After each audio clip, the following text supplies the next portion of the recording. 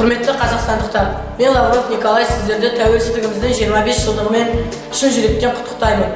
Туған еліміз көркейіп, елордамыз жайнай берсін. Ең бірінші бақытым халқым менің, соған берем ойымнан алтын кенін. Ол бар болса мен бармын, қор болмаймын, қымбаттырақ алтыннан нарқым менің. Ал екінші бақытым тілім менің, тас жүректі тілімнен тілімдедім. Кейде дүниеден түлісем де, қасиетті тілімнен түлілмедім. Бақытым бар үшінші отан деген, Құдай деген кім десе отан дедім. Оты сөнген жағанда жанбарсың ба, ойланбай-ақ келді отал менен. Что можно сказать? Что наш Казахстан процветает, наш Казахстан хорошеет. И мы, я думаю, что каждый казахстанец гордится своей страной, гордится тем, что достигнуто. И хочется пожелать нашему народу всего благополучия, чистого неба. Пусть над нашим шаңырағом светит солнце.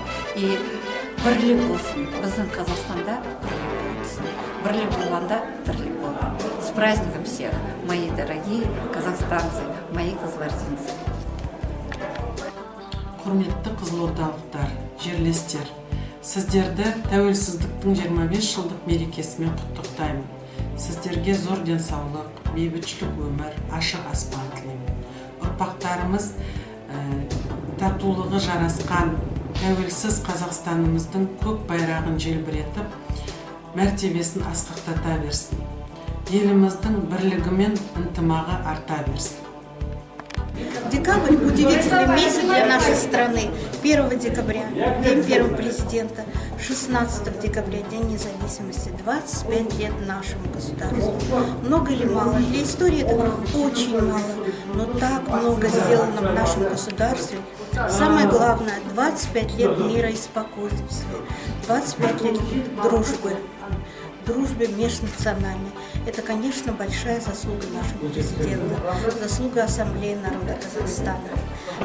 Важно, чтобы и дальше в нашем государстве процветала межнациональная дружба, чтобы мы действительно любили, уважали друг друга. Ну и, конечно, глядя на нас, чтобы был мир, вот как всегда, все всегда хотели во всем мире.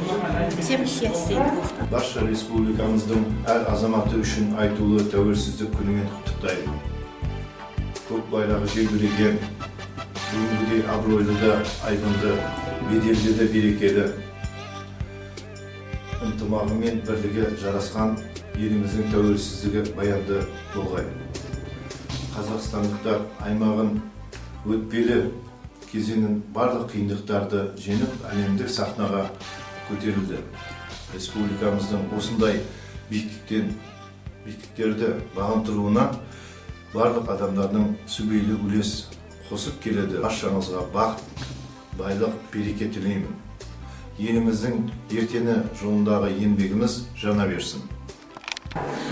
У нас все народы живут одной дружной семьей.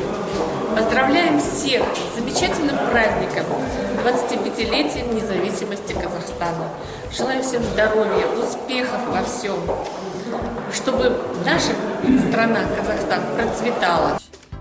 Құрметті отандастар, жерлестер, мен есімім Кирилл Денисов, мен облыстық Кызылординский вести газетасының тілшісімін. Осы жылы өткен республикалық тіл парасат байқауының бірінші орнын жүлдегерімін. Айта кетейін, Қызылорда облысында қазақ тілін жетік меңгерген орыс жастардың клубтарының саны өте көп.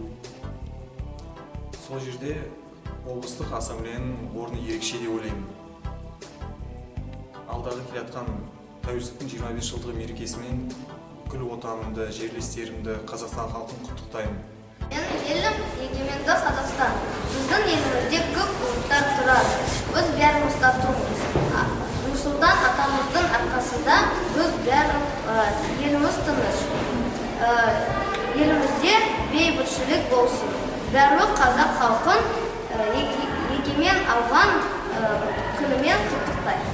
Отан деген атамекен, отан деген туған жер, отан ана, отан үлкен, Қазақстан туған ел.